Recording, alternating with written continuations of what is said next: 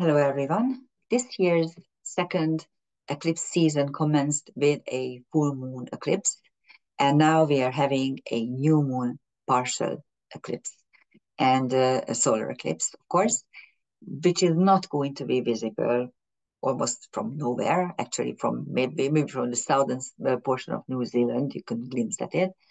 And the reason is because it's a very young series. Actually, it started in 1917 only. And as you probably know, that the only astrological phenomenon that has a beginning, a middle, and an end, and never returns, are the eclipse series. And if you know Bernard Brady's wonderful book, The Eagle and the Lark, she's the one who actually put things in order and gave all the relevant um, eclipses of this period, uh, new labels, and also she is describing what they are about. And a couple of weeks ago, I was very happy when all of the outer planets and also Saturn moved into the new sign. They were at the very beginning of the signs, and there were new energies at our disposal. But this particular new moon, which is anaretic at 29 degrees Virgo, is really again showing a stalled energy and non-working energy. So this is a new moon, and a new moon should be about new beginnings. And this is a Virgo new moon. It should be about putting things in order. Instead, we will have this ugly, non-working energy around us. And this is exactly what you will see in the configurations as well. And if you look around, this is what you experience. Again, the war flared up. It's terrible what's happening in Gaza. It's terrible what's happening in the world throughout. And mankind really lost its senses. Just the other day, Ursula von der Leyen was giving a huge speech, State of the Union speech, the idiot. She's always in costume. She's always showing something off with her attire. And last year she wore a Ukrainian flag, blue and yellow. This year she wore military. she, she very dramatically announced that Europe is at war. Is at war for normalcy, and the whole thing was full of war rhetoric. And at the same time, why are we at war? Because we want normalcy. I wouldn't mind it, not from her, but from everyone else as well. I don't think we are going to get it from her. But we must fight for the sovereignty of Ukraine. And then came the other idiot, Manfred Weber, the German, who screamed that sovereignty, national sovereignty, is a Potemkin village. It's not non-existent. Did they not talk to each other, or is it not true for the nation states in the EU, only for Ukraine, which is not a nation state? What is happening? So actually, I don't know. It's the whole world is going to hell slowly but surely, and this particular new moon eclipse is really carrying this message, and I'm going to show you why. First of all, the new moon is exactly opposite Saturn. It's also opposite Neptune, but of course, energetically, it is a quincunx because Neptune is in Aries and the Sun Moon conjunction is in Virgo. Here's the new moon degree. By the way, it's going to be just a couple of minutes before 9 o'clock in London p.m., so you won't be able to watch it. You need to go to not even Australia. You need to be in New Zealand to be able to actually glimpse at this eclipse a little bit. And it's Saros Series 9 South. So this is where you can look it up in Bernard Brady's book. And the London chart has Taurus rising with Uranus and Saturn on the ascendant. This is what you see: the riots, the huge protests, and how the English are trying to realize that they are in deep shit, and they're trying to put back normalcy. I really hope that they will be able to do it. And we have Juno on the descendant. The descendant is the spouse or of course open enemies, and also covenants and pacts. And Juno is uh, the uh, uh, the asteroid of partnerships, meaningful relationships, and so on. And you have also Vesta there, the focusing principle. And on the midheaven, you have Pluto, transformation, although the midheaven is in Capricorn, and Pluto is already, of course, in Aquarius for quite a while. Uh, Venus is coming up to a conjunction with trans-Pluto, the dimension jump, and the rest is just the same as usual, except uh, as you will see, a lot of stuff is at the very end of the signs. So here's the excerpts from Bernard Brady's book, which you can find if you have the book. It's a wonderful book. If you want to do forecasting, this is the number one book that I always recommend. And so this is the original uh, eclipse. You might know, I told this several times. If you are new here, you might be interested that, as I said, eclipses are the only phenomenon in astrology that has a beginning and an end. And a new series starts either at the North or the South Pole and goes all the way to the other pole. And it takes about 1,300 years. Every 18 years, the same eclipse with almost the same geometry is forming. And when they reach around around the celestial equator, that is when they become total, and otherwise they are partial. So according to Bernard Brady, this star series appears to be concerned with the bringing to the surface of long-term worries about loved ones, health, or issues to do with paperwork or communication.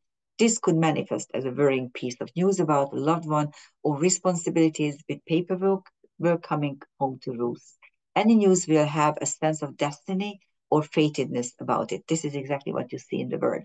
And the main aspect is this triple conjunction with Mercury, Saturn, and Neptune, which is also sextiling Jupiter. But here's the fact.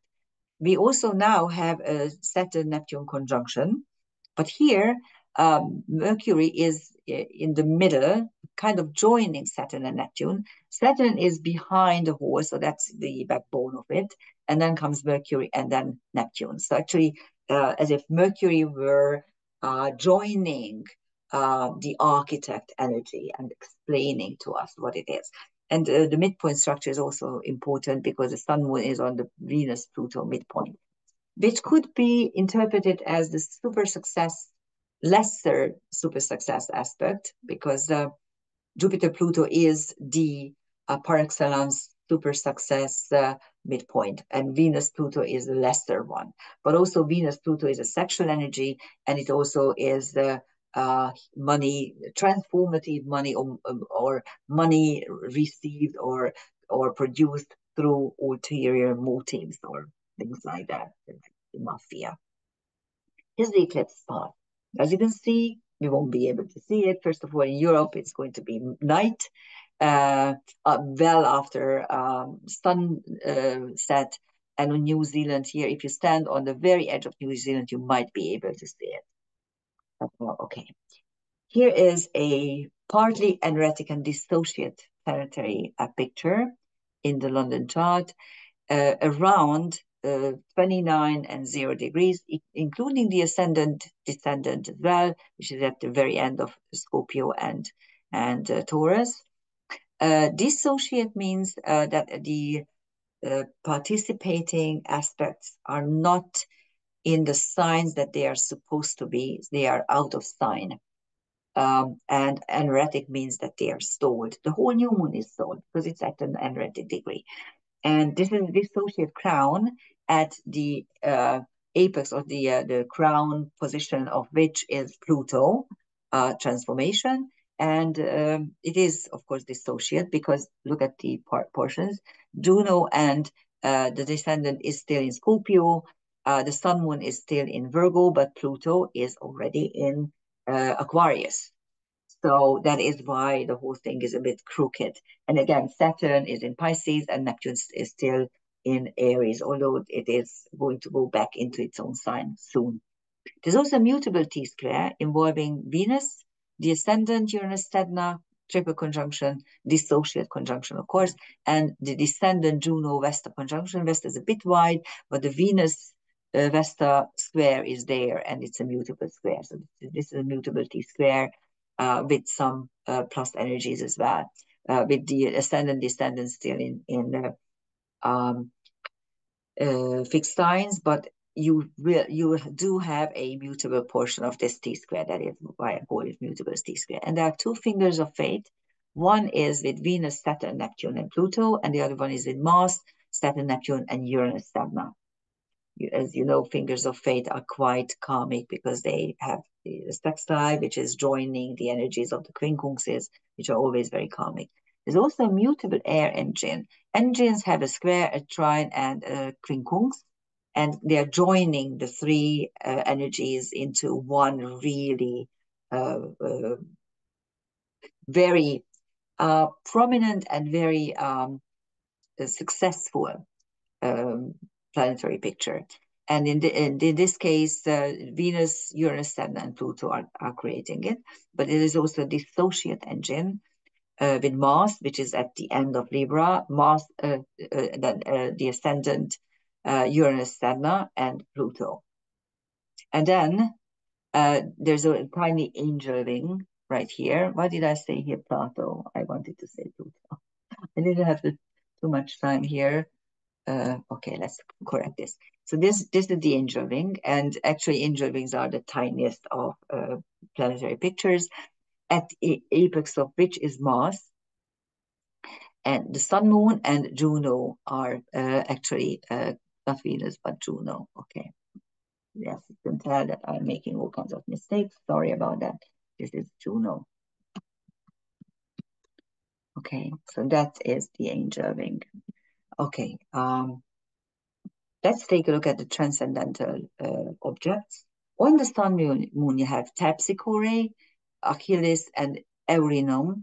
And Eurynome is a very interesting archetype because she was a sort of creator goddess in the pre-Zeusian Greek era.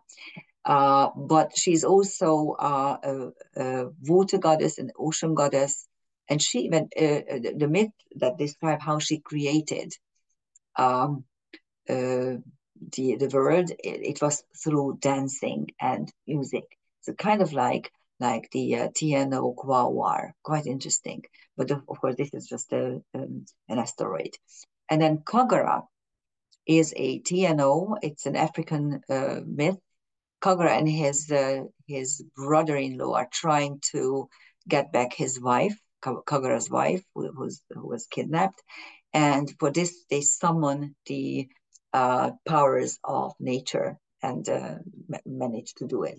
And Achilles, which means that we are very vulnerable. And if you look around, the state of the world is really horrible. We are really vulnerable.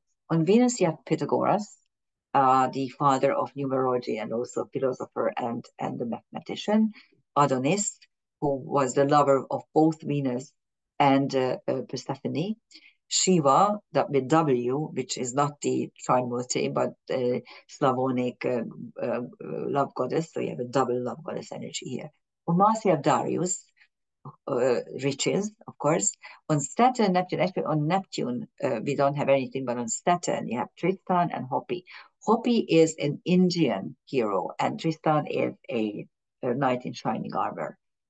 And on Uranus, Sedna, you have the Pleiades, the home of the creator goddess, the tiniest of constellations in the sky, and Mirfak, which is Alpha Perseus, and it's the heart of the celestial hero.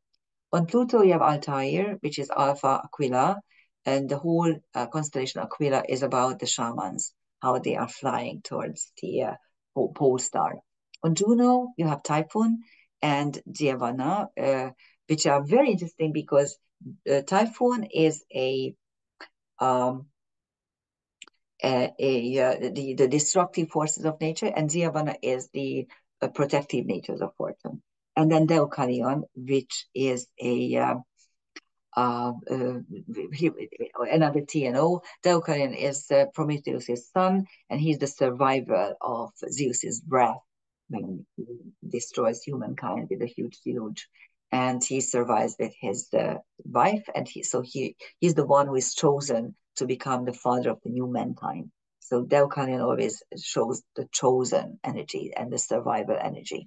And on Vesta you have Helena, Hestia, Amor, Hermes, and Akrab. Akrab is Beta Scorpio. Okay, so those are the transcendental celestial objects. And there's also a slightly wide planetary picture at 1720 degrees. So it's, for my taste, it's quite wide, because look at how the kite that was there for almost 3 weeks is now falling apart.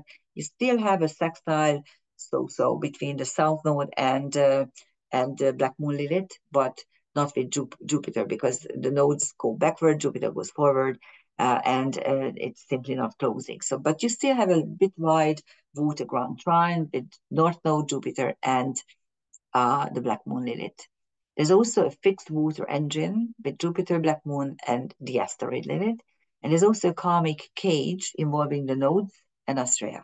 And that is interesting, because the nodal axis describes karma and destiny. And if you have there's always a dilemma in any natal chart, whether I should put more energy into my karma, whether I should resolve my karma at all, or shall I just forget it and actually concentrate on my destiny choices? And when you have a karmic cage, it means you have a square at the bending. So you have something at the bending. And this is Astrea, karma breaker and destiny changer. And so that is really describing that mankind is at a turning point. And we can actually decide what we want to do. And my total rejection of the radical left, my problem with them is that they are really, really hateful and disruptive, and that they have double standards all across the board. Let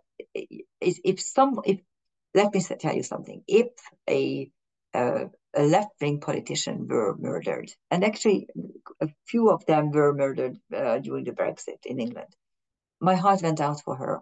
You may remember that. Any human being who is destroyed because of his or her political beliefs it's an unspeakable deed. But the West seems to applaud it. And I don't understand it. I really can't understand how you can't have the same standards, just human standards. Please, could we do that? Could we try at least to be decent to each other? And then we could really break all embedded karma. And here are the transcendental celestial objects of this particular planetary picture. On Astrea, you have Avicenna, who was the healer polymath of the 1001 tales. Rhea, who is the wife of Saturn, and she is a mother goddess. Yes, she's a creator goddess, but she is not the creator goddess. She is just an era creator goddess. And Graphias, which is Zeta Scorpio, and Ras Agati, which is Alpha Hercules.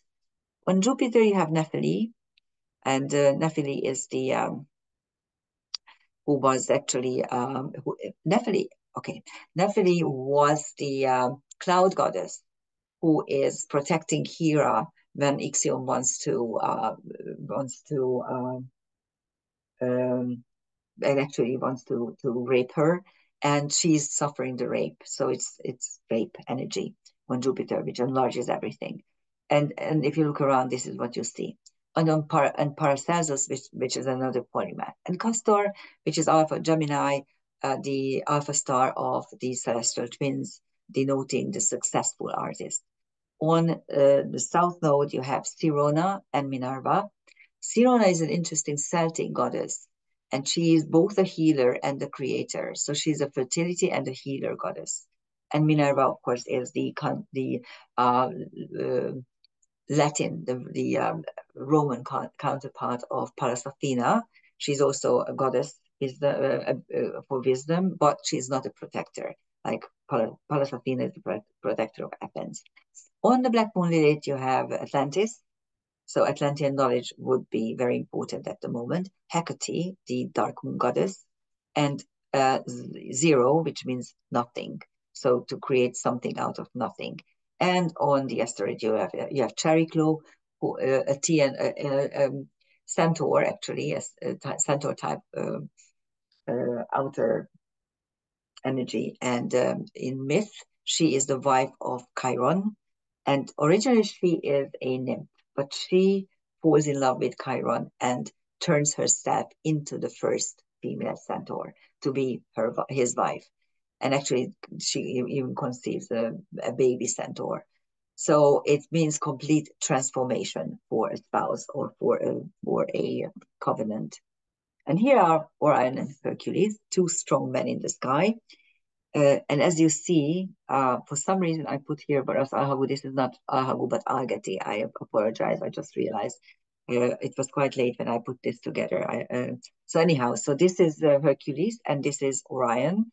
Rigel was important in this particular chart, and so is Ras Agati.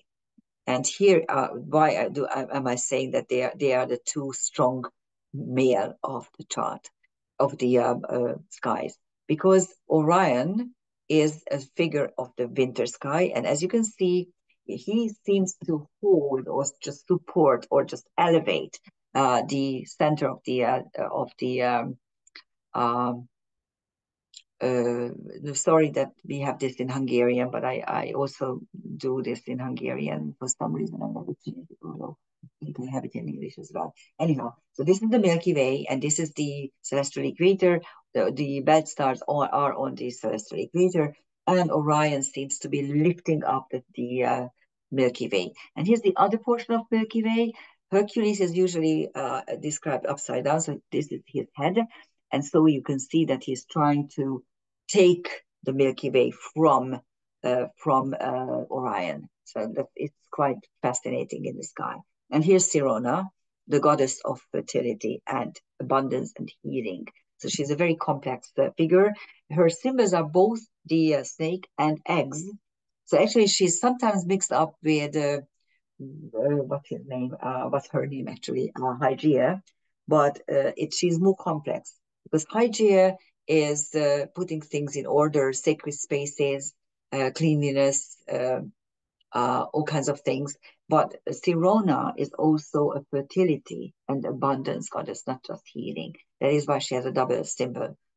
Eggs are always fertility symbols. And her name comes from the Celtic word sky, which links her to celestial energies and also cosmic wisdom. So that is this particular our second eclipse season closes with this particular eclipse. Happy new moon, happy putting things in order if you can. Don't worry if you feel stalled, because yes, the energy is being stalled. Actually, what can we do? We can still put things in order. I'm planning to put the garden in order over the weekend. Thank you for listening. Bye-bye.